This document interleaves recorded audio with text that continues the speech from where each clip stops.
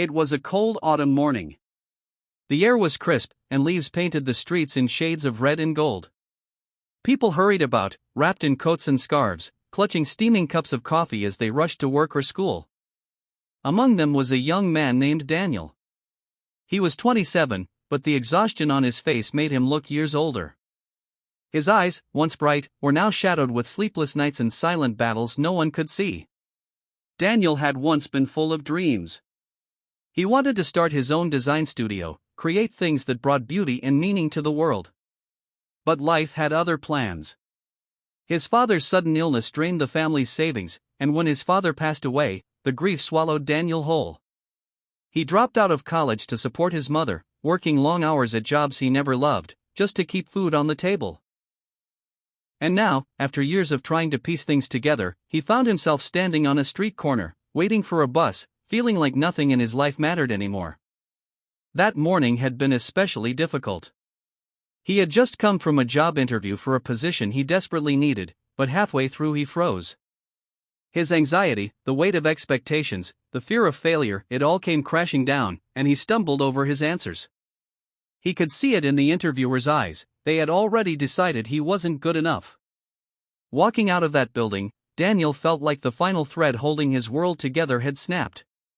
He stood there at the bus stop, clutching his worn-out backpack, staring at the ground, his thoughts darker than the clouds above. People passed him by, lost in their own routines, and he felt invisible, as if he didn't exist. He wondered, silently, what difference it would make if he just disappeared altogether. And then, it happened. A woman walked by. Someone he had never seen before, someone whose name he would never know. She looked like any ordinary person, brown coat, a scarf wrapped around her neck, grocery bags in her hands. But as she passed Daniel, she slowed just a little, looked directly at him, and smiled. It wasn't a forced smile, not the kind you give out of politeness. No, this was different. It was warm, genuine, the kind of smile that reaches the eyes. For those brief seconds, it was as if she was saying without words, "I see you. You matter." Daniel froze.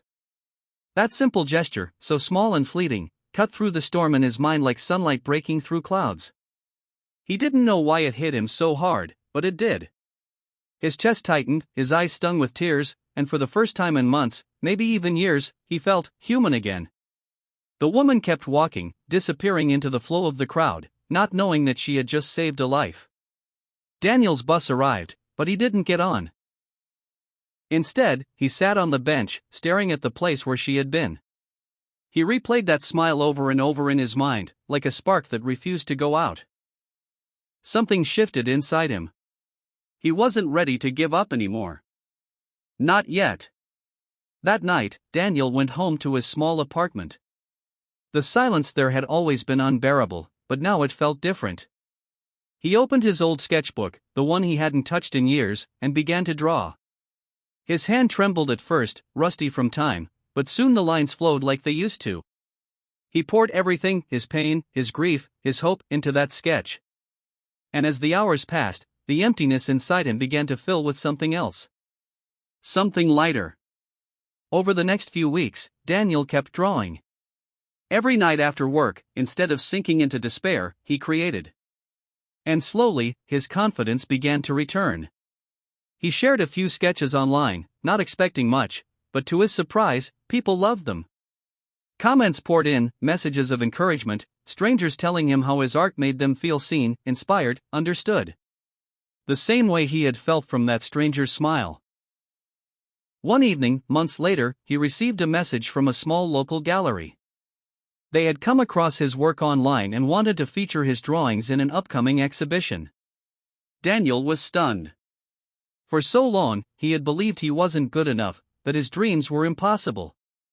But here it was, an opportunity, a chance to share his voice with the world. On the night of the exhibition, Daniel stood nervously in the gallery, surrounded by his artwork. People wandered in, admiring the sketches that had once been born from his darkest days. And then, as he looked around the crowded room, something caught his eye. There, across the gallery, was a familiar face. It was her. The woman who had smiled at him months ago, the stranger who had unknowingly saved his life. She was standing quietly, looking at one of his pieces, the corners of her lips curved into the same gentle smile. Daniel's heart raced. He walked over, his hands trembling, and for a moment he wasn't sure what to say. But then the words spilled out, raw and honest. "You don't know me," he said softly, "but you changed my life." The woman looked at him, puzzled, and Daniel explained. He told her about that morning, about the smile, about how it pulled him back from the edge. He told her that her kindness, something so small, had given him the strength to keep going, to rediscover his passion, to be standing here today. Her eyes welled with tears as she listened. She shook her head, almost in disbelief, and whispered, "I had no idea." Daniel smiled, his voice steady now. "You couldn't have known. But that's the power of kindness. You never know who's watching, who needs it most." That night, Daniel's story spread beyond the gallery. Someone recorded his words, shared them online, and soon millions of people around the world were talking about the power of a smile. Messages poured in from strangers saying they too had been saved by small acts of kindness, gestures so simple yet so life-changing. Daniel went on to become a well-known artist, his work carrying themes of hope, connection, and humanity. He used his platform to spread awareness about mental health, encouraging people to look out for one another, to never underestimate the impact of a kind word, a gentle gesture, or even just a smile. But for Daniel, it wasn't about fame or recognition. It was about remembering that moment, those 30 seconds that gave him a second chance at life. And it was about paying it forward, every single day. Years later, when asked in an interview what inspired his most famous piece, a portrait of a smiling woman surrounded by golden light, Daniel simply said, "It's a reminder that sometimes the smallest things carry the greatest power. Because once, a stranger's smile saved me."